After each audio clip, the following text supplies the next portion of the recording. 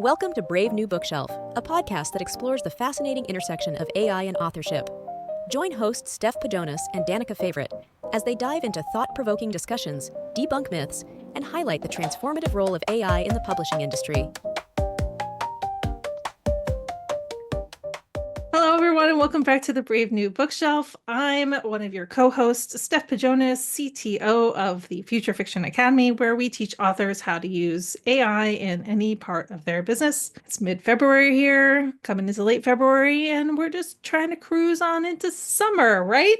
That's what I'm looking forward to. I want summer really badly. I'm not a fan of winter at all. My good co-host is with me, and she is in probably a more snowy part of the United States than I am. Danica, how are you doing? I hope you're not too cold, are you? It's a little cold here. We have sun today, but yeah, it has been snowing off and on. Yesterday was pretty snowy. The weekend was so snowy that some of the plans that I had for the weekend were actually canceled. So Bummer. that was no fun. I know. Big bummer. So yeah, just off and on. I'm with you. I'm like, come on, summer, we're ready. But we'll manage. We'll manage. For those of you who don't know me, I'm Danica Favorite. I am the community manager at Publish Drive, where we help authors on every stage of their journey, from getting their manuscript formatted to finding keywords for their books, writing their book descriptions, creating book covers, and then distributing their books to the largest worldwide market, and then getting their royalty splitting done and all of that good stuff. So wherever you're at in your author journey, we can help you at Publish Drive. Or if you're still writing your book, Steph Pajonas and the Future Fiction Academy can do a great job of helping you get those books written. So we're here for you. Come find us. We are here for you. And today's guest is going to be even more here for you because some of our previous guests have mentioned him as being really helpful in terms of teaching people about AI and how to use AI, and also how to write with AI. So we're very excited for today's guest, Jason Hamilton. He is the nerdy novelist.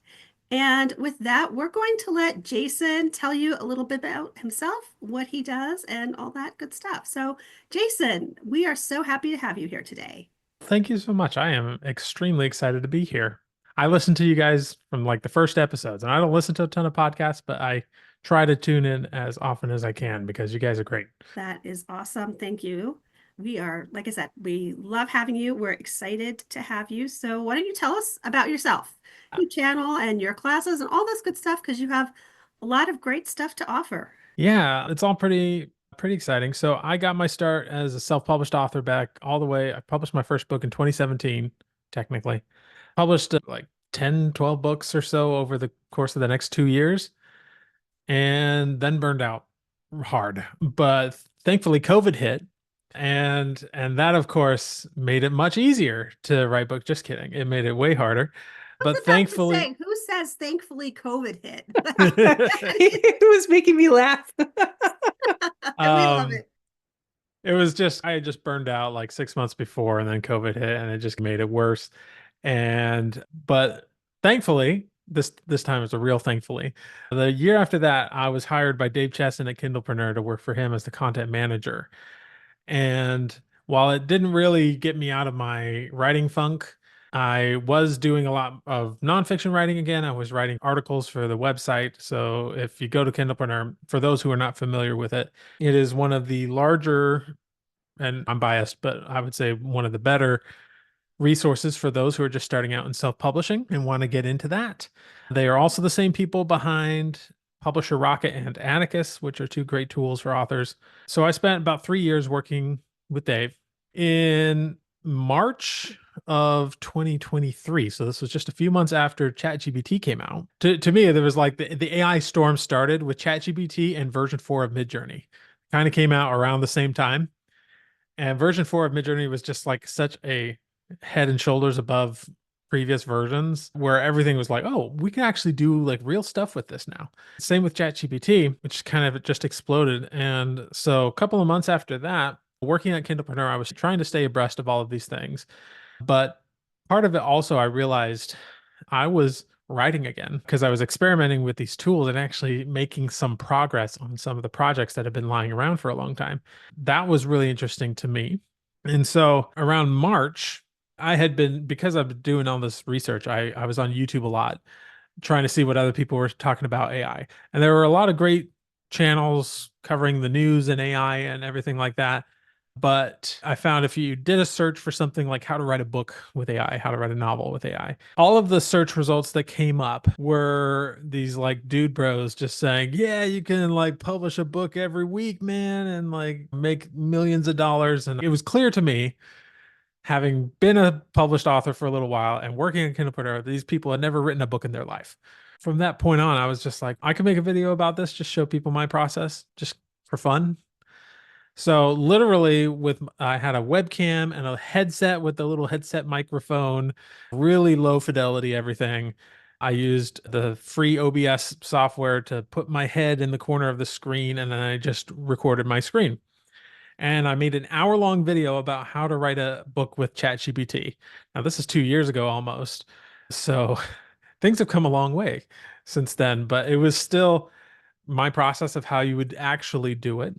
And I shared it in the AI Writing for Authors group, which Steph, you are the founder, right?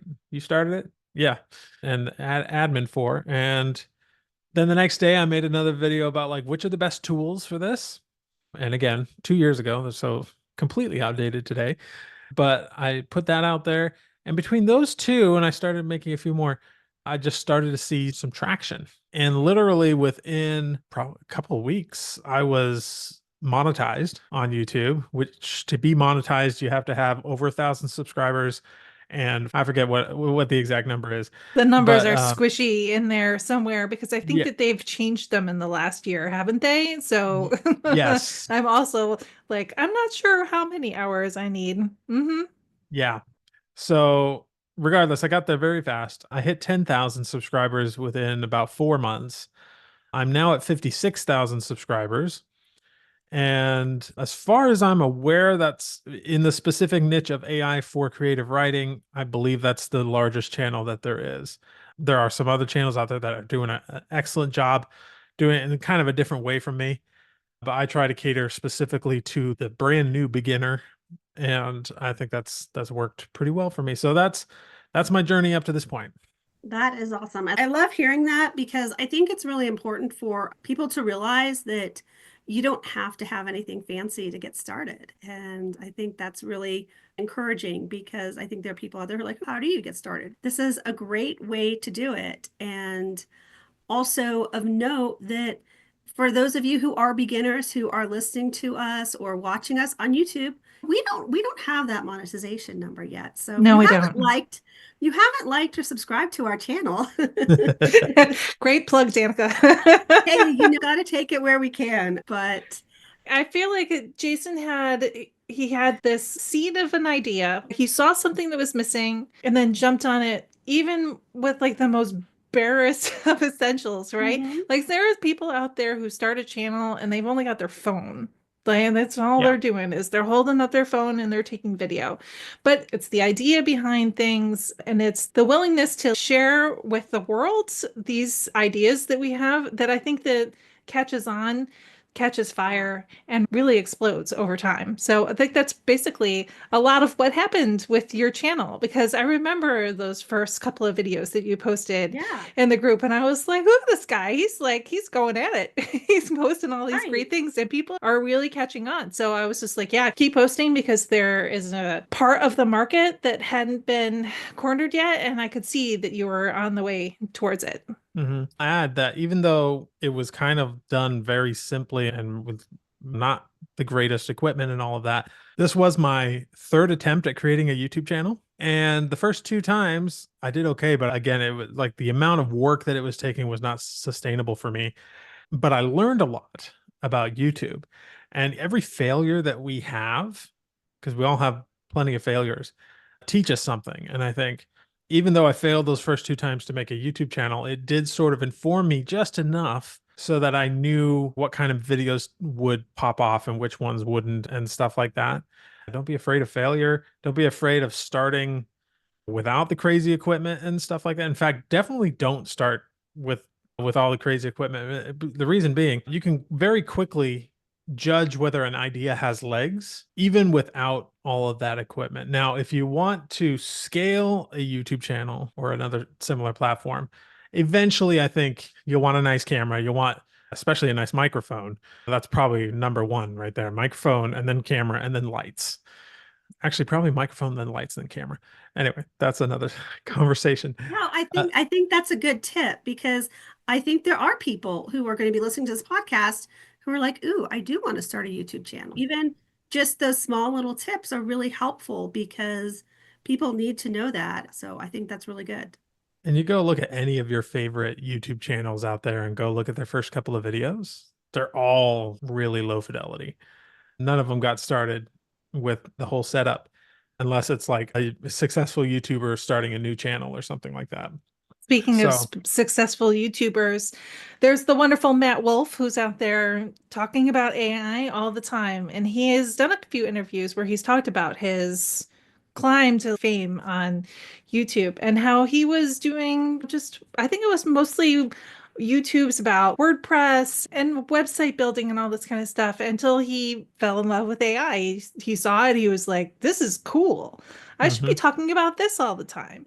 And it was only then that his channel really took off. He Yeah. happened to hit on this idea at that time when it was nascent and nobody knew really what it was or how it worked and really took off like that. And I feel like that is pretty much the same with you as well, because you saw something in the market that was missing as like AI for writing, for books, for fiction, and you took off with it. So, what was the point when you were using AI for the first time that you thought, I could use this for writing fiction?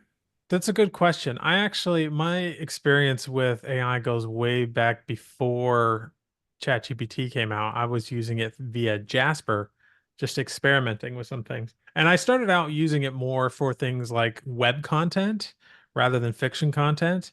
It's funny, I was writing this article for my website, which is about different mythologies, and I was writing an article about the Holy Grail. And later I went back to update that article.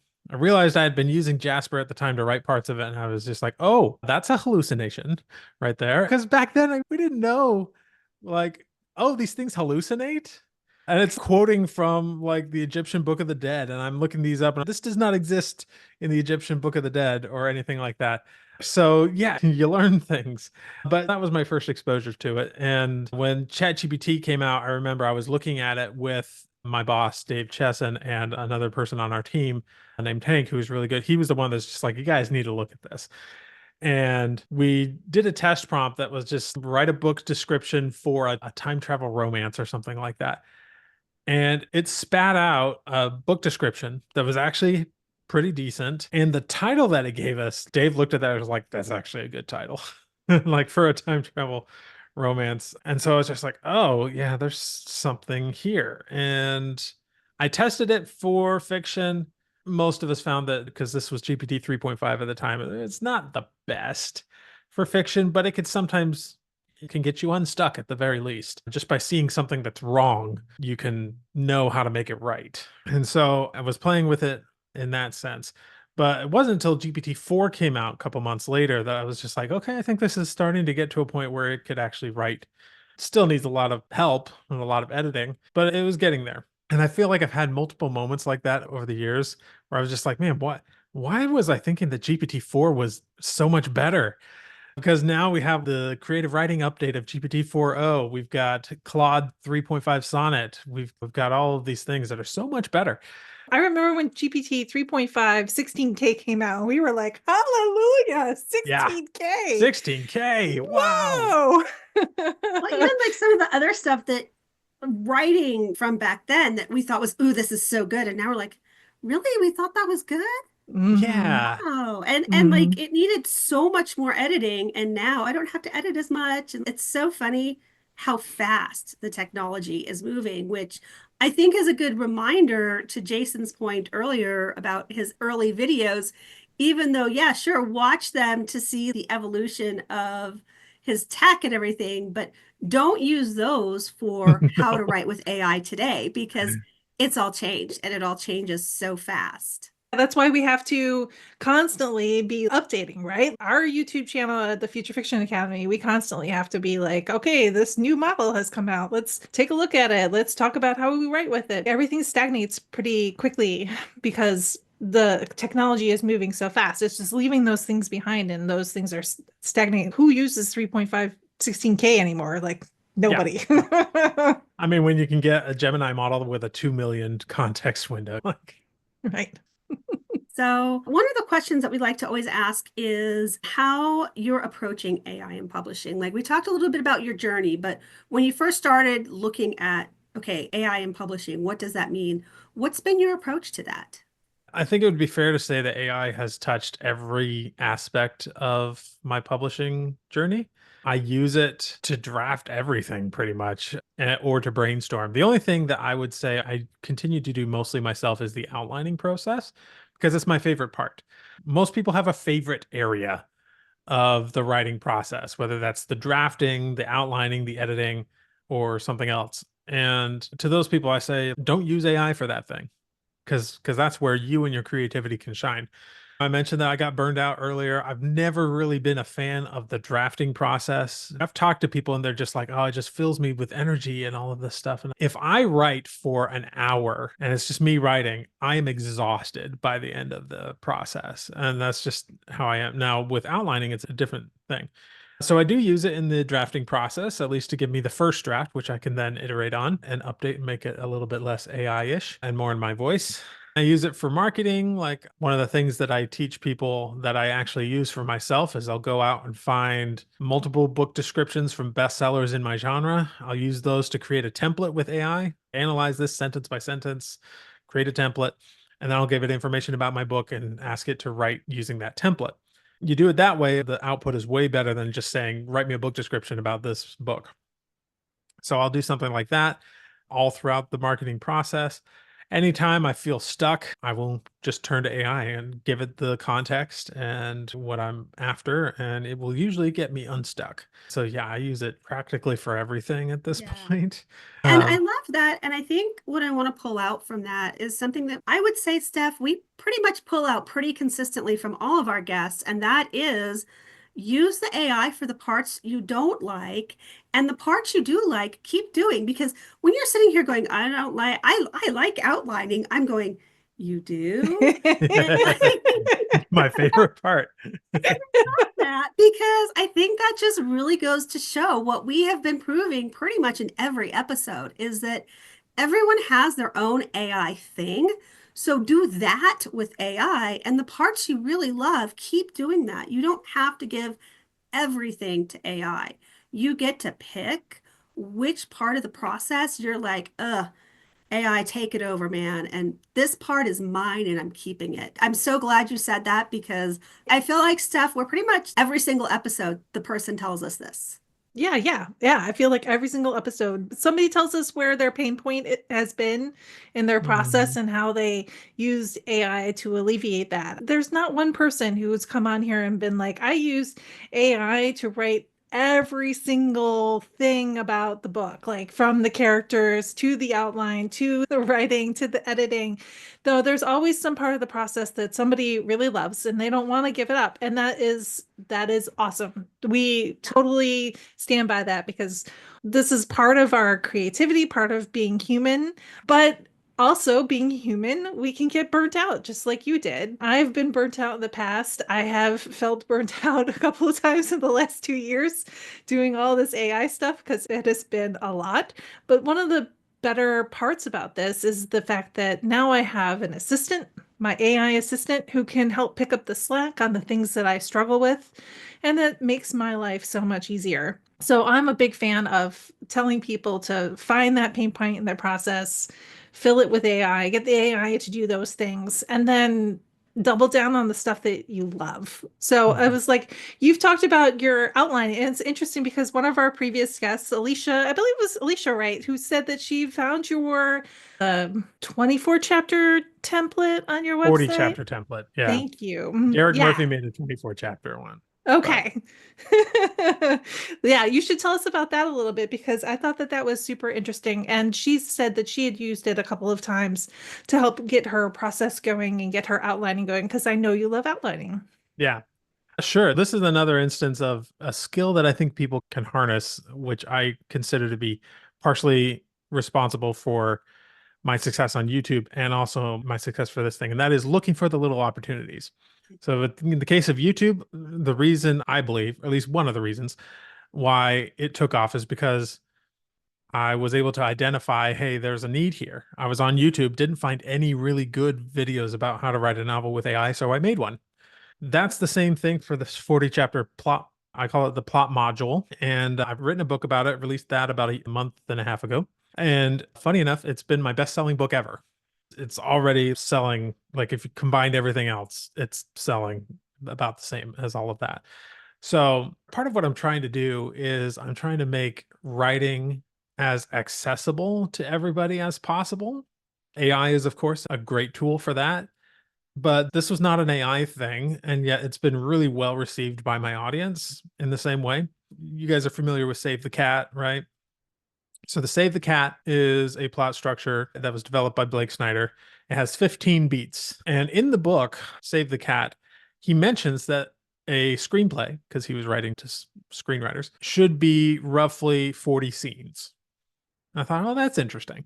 And then I was reading another book. I think it was Story Engineering by Larry Brooks. And I think, don't quote me on this, but I'm pretty sure he also mentioned 40 scenes. And I heard this 40 scene thing from multiple people.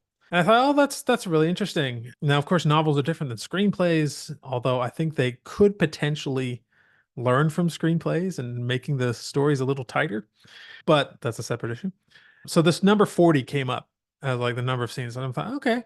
And it's nicely divided in like 10 scenes for Act 1, 20 scenes for Act 2, 10 scenes for Act 3. But the problem I ran into is that, for instance, in Save the Cat, he's got 15 beats and 40 scenes. What's happening in the other 25 scenes, right? In some cases, some of the beats happen over 3 or 4 scenes. What's the difference between the first of those scenes and the fourth of those scenes? And like trying to figure all of this stuff out. And so I went on a deep, deep, deep, deep dive on plot structure, read every single book I could find on the subject, and also went through a lot of movies and things, just looking and seeing what they're doing, which funny enough, a standard like average 2 hour movie is pretty close to 40 scenes in most cases. And from all of that, I boiled it down into a 40 scene or 40 chapter template that I call the plot module. Now, it's certainly not something that you have to follow. There's a lot of instances where you might want to merge certain scenes, or for instance, I have a chapter called The Drop, which in some cases could just be a paragraph. It's just a moment, but it's an important moment. And there are other scenes that you might want to expand. So there's flexibility to it. But I thought by giving newer authors a exact template of 40 scenes, and this is the sort of thing that happens in every single one of these scenes, it would be a way of making the whole process of figuring out plot much more accessible. So that became the plot module, and it's actually been selling pretty well right now. So yeah. Yeah, I love that. And I'm glad that we had you talk about that because we do get a lot of people from all aspects of writing and at all stages of their journey. And so, for someone who is looking at, hey, how do I plot a book or how do I do this? This is really an excellent resource. Hey, if you're struggling with plotting, here is this assistance for you because as much as Steph and I talk a lot about all things AI, sometimes we do miss the craft part. And that's something that we also like to emphasize is that part of what makes AI writing good is being good at writing craft. And until you know writing craft, you can't be good at writing with AI. And so a tool like this is something that can help people learn how to be better writers so that then they can write better with AI. Mm-hmm. Yeah, Yeah. I absolutely agree. That is what I was going for when I developed it. Because in my community, I try to make sure that I'm teaching not just AI, but a more well-rounded experience. Yeah, one of the things that we learn when we're working with AI is what the AI knows about story. because that's an important part of the process, right? We can't ask for help me with a save the cat outline if it doesn't know what a save the cat outline is. So by coming up with a lexicon of information and definitions of what we're looking for, that helps us communicate with the AI in order to get the kinds of outputs that we want back from it. So I always tell people that craft is really important. If you don't know how to ask for a turn for the second act. If you don't understand these points in a story and the structure, you can't ask for those from the AI and get something back that's going to be usable for you. So it is really important that people understand plot structure and understand outlining, even if you're a pantser. Let's put that out there for the pantsers in the audience. Structure is different than outlining. It is. A lot of people mistake that. I call this a plot structure. It is not necessarily a plot outline template. You could just take chapter 1 and read through the template and be like, okay, and then just write your chapter 1, then look at what the template says for chapter 2 and move in a pantsing format that way. But every book needs structure, whether it was plotted or pantsed. I agree. I agree. And I'm a big fan of James Scott Bell. I'm a real big fan of him. Love James. Love. I've got a couple of his books right there. Yeah. Yeah. And I have a screenwriting background. So I love the structure of movies and screenwriting. And he talks about that a lot in his books. He uses a lot of movies for his examples in his books. So once I learned his superstructure that he talks about in his books, it was easier for me to pants because I was always looking towards the next signposts. I know I have to work towards this thing that's coming up. I need to look towards the inciting incident. I need to look towards the first turn to the second act, right? So it was all of these things that I had to internalize and know in order to write that as part of the book. Anytime you can make that a real thing in somebody's mind, then you're succeeding. It's like, it wasn't until I read Take Off Your Pants. I read all of these books on snowflake structure, everything, so many books. And it wasn't until his book that the little light bulb went off in my head and I was like, aha, I get it. I get it. Even if you've read every single outlining structure book on the planet, reading another one is definitely going to help you. Yeah. And it's funny too, because I think because I'm a plotter, and so it's always fun, Steph and I talking about the difference between pantsing and plotting. And so I finally did finish my first AI assisted book. Really excited. So now I'm editing it. Congrats. Congrats. I know. My blockage is finally cleared, sort of. But what was interesting was I am a plotter and I was experimenting with pantsing using AI. And so I let the AI pants it, but I didn't give it a really good structure. And so now as I'm editing it, what I'm realizing it is that, wow, this book has no structure and it's terribly structured. And so my edit is actually going back and restructuring this book. I had never pantsed a book before in my life. So, like, I didn't even think about the structure as I was having the AI pants it. And now I'm like, oh, wait a second. Here we are editing this book, and the thing that's missing is the structure. So I'm reverse engineering it a little bit and adding the structure to it. But it was a great learning tool and a great learning process because, again, I had never pantsed before, so I didn't realize that even when you pants, you have to give it a structure.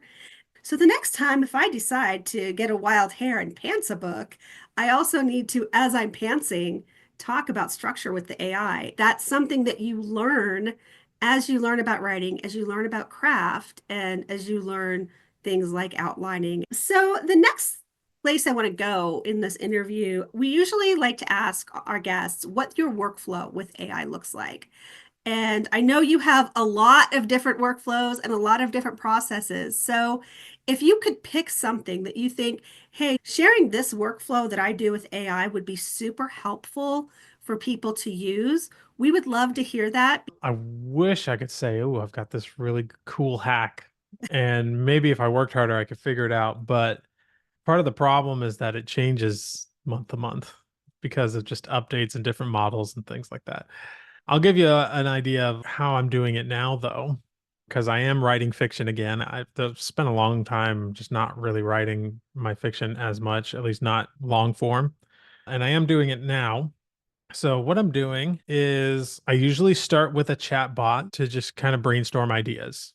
I know chatbots aren't necessarily the most effective or the most flexible, but you don't necessarily need that. And so I'll just use that to brainstorm ideas. I usually have what I call a list of things that need to happen, everything that's been percolating in my brain for a while, and I just make that list.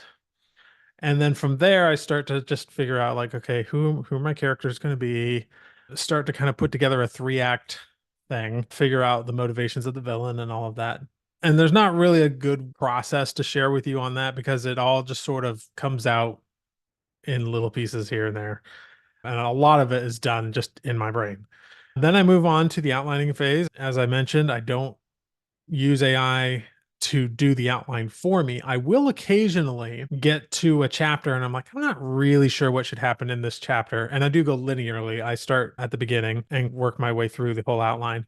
So if I get to like chapter 16 and I'm just like, I'm not entirely sure what I should do here. I do use the plot module that I developed for myself. So I will go in and say, okay, here's what I've put in the plot module as what should happen. Here's the template, and I'll give that to the AI and I'll give it the outline that I've done so far and say, given this template and this background, give me like 5 ideas of what should happen in this next chapter. And so I'm using it in a brainstorming capacity, and then I can look at those and pick one, or sometimes I don't want any of them, but it gets me unstuck. So I can just continue on.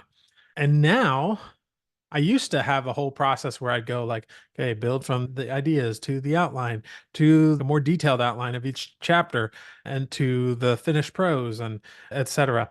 Now I go straight from the outline to starting to write the prose. I've been using Pseudowrite recently. The reason being, they came out with a new model called Muse that I've been beta testing for them. It is not actually publicly available yet as I'm recording this, but it is the best thing I've seen since sliced bread. It is so much better at doing everything we want it to do.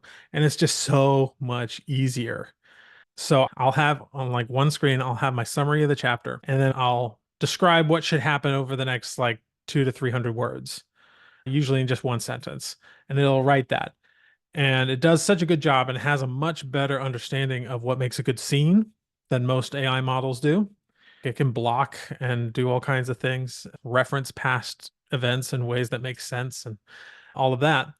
By this point, I will have developed little bits of information about my characters and my world building, all which goes into Pseudowrite to help it write better.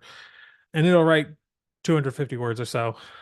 And then I'll just put in the next sentence. It writes that.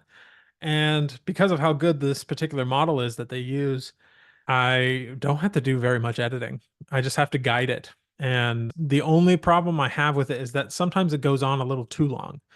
So that's the only issue I have with it. Is sometimes you have to shorten it up because it's drawing out the pacing. But in general, it does a fantastic job. So for me personally, that's what I'm actually using these days because of that model. Even though Pseudowrite as a piece of software is not my favorite, they do have that model, which is actually pretty good, at least for writing prose. That's awesome. Find the thing that works for you and go with it, right? I understand what you mean by like having it go on and on and on about maybe a particular point of your book. You're like, oh my God, it's being so verbose. Like, why Yep. is it just keep on and on? I think that's a trait of a lot of AIs, unfortunately. I'm constantly Yes. editing it out Yes. and shortening it, make it shorter, make it shorter, make it shorter. Because I was never a big fan of the stuff you do in like comparative literature, like Faulkner, like just makes me want to sleep.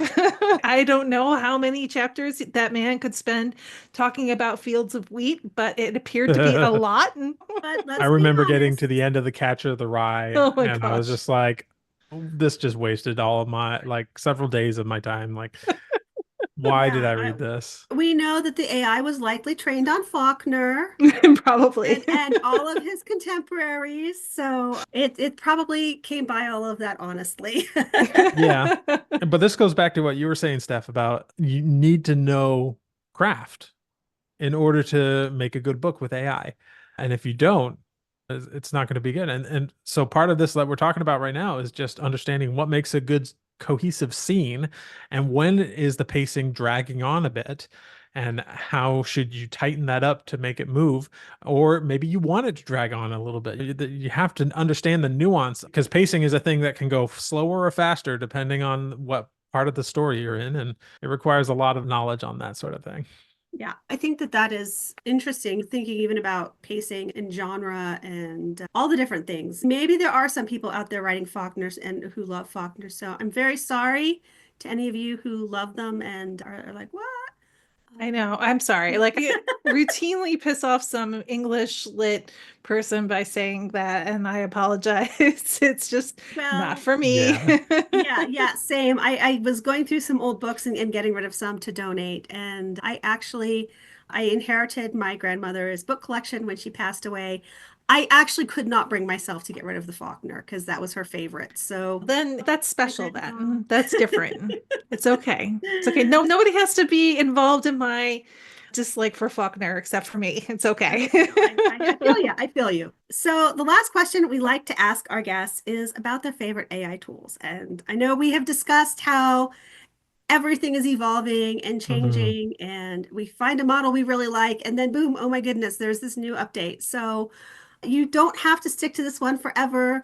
And I know you probably have lots of favorites, but if you could just share about your favorite AI tool or tools, like maybe, a couple of top ones if you've got more than one. Mhm. But yeah, tell us about your favorite AI tool.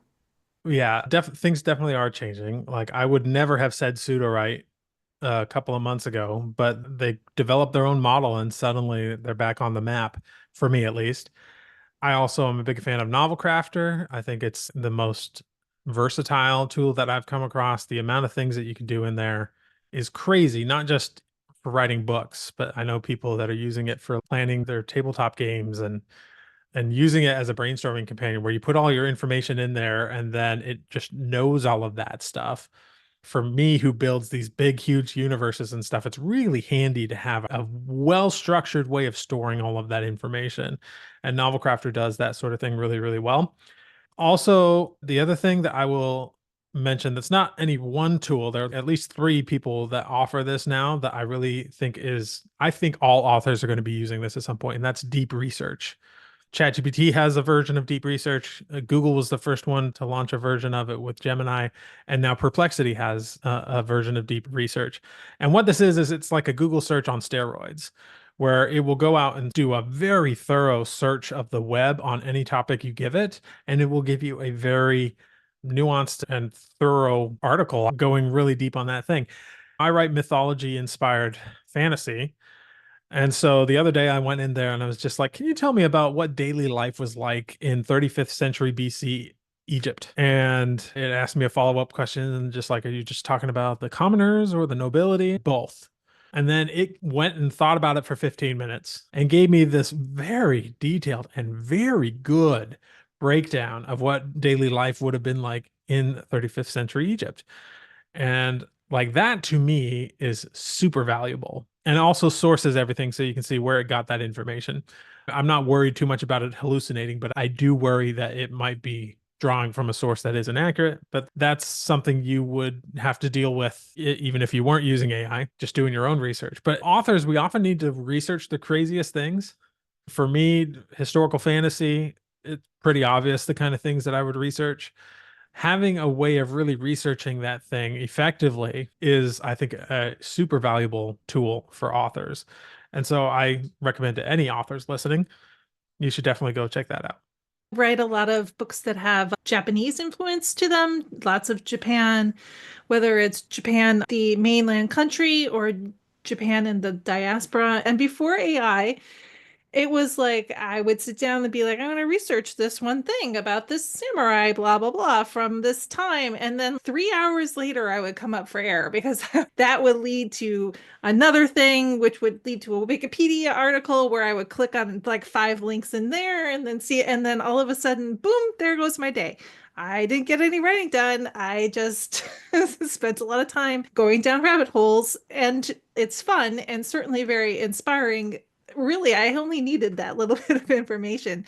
So this is where I like the AI for these kinds of things, because I can tell it I'm interested in this information. You can go ahead and give me some peripheral information as well that will help me contextualize what's going on. But I don't need to get sucked into a 3 hour rabbit hole down many, many, many, many links. And I do enjoy using the Google deep research for those sorts of things. My husband is a big Perplexity fan. He calls it Pepe. He's like, I'm going to go ask Pepe Oh, about such and nice. such. I I like Pepe legitimately too. use Yeah. Perplexity more than I use Google these days. So Yeah, it's a great tool and people really, really love it. So I also agree that I think it's really important for authors to have these particular tools at our disposal, not only just because it's easier, you can go and ask one question and get back some answers after it's given it some thought, but also because it's a way of remaining authentic when it comes to your writing, and you can add those little bits of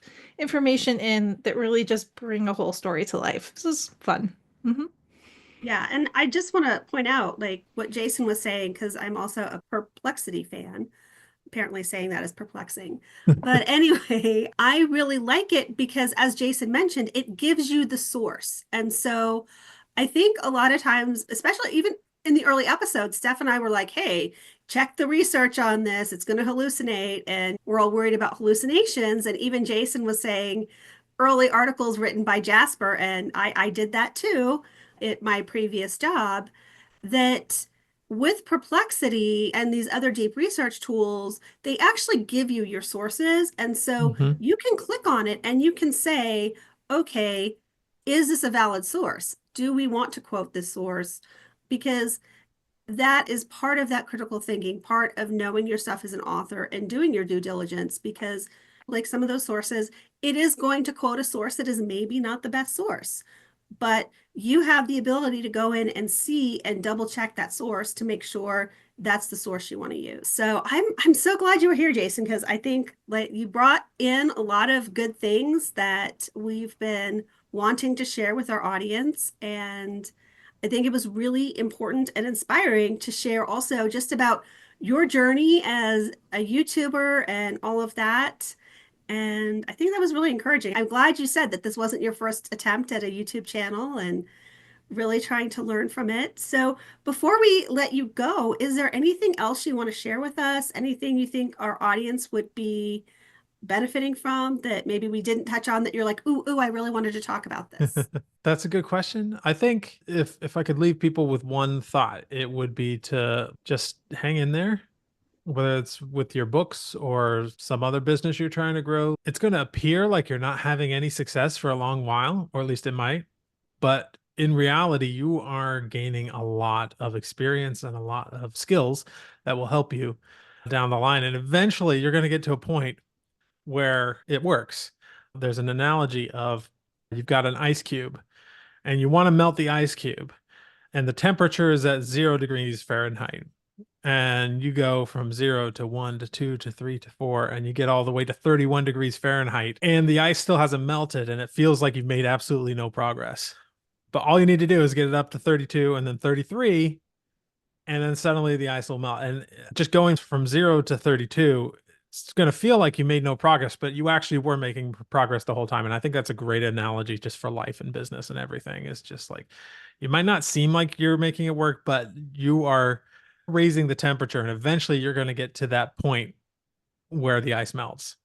That's really important. Also, just as you were saying that, I'm like looking at the thermometer going, okay, it's 25 degrees out. Woohoo, we're almost there. The ice Yeah. will melt soon. Right. I need that right now. Yeah. Yeah. Tell us a little bit about your story hackers, right? You have a course membership. So tell us about that before we head out for the day. Sure. And thank you for bringing that up. So I do have a membership called the Story Hacker Gold membership. That's the paid one. I do have a little bit of a step-by-step course for people who are just beginning, who want to understand like how to write a book with AI, but also how to publish that book, how to market that book, like where do you even start? There's information about the plot module in there. And you can get all of my books that are for authors for free, ebook and audiobook in there. And then I do have a free group that people can check out too if they don't want to commit to that, which has a couple of those things that you can get started with. But the paid group, I go live inside of that group every week. So they get direct access to me. And then I also have an AI art guy who's a graphic designer using AI. And so he teaches AI art for those who want to understand how to do that. I just hired a developmental editor to come in and teach people about good storytelling. And we have 2 accountability calls every week where you can come and just share your goals for the week and then report on how they've been going. Because my biggest goal is to get you to actually finish your book and get it published and get it out into the world and get that whole career started. So that's the main stuff that you get when you join my group. And yeah, it's a great place. I try to make it more of a well-rounded thing. So it's not just about AI, it's about good storytelling, it's about publishing. It's everything you need to know to start a self-publishing journey. Excellent. And where can they find it? Is it at So, storyhackers.com? I can't remember. so it's through a platform called School, Mhm. Skool. And if you search for Story Hacker inside of school.com, you'd find it that way. I can also get you guys a link.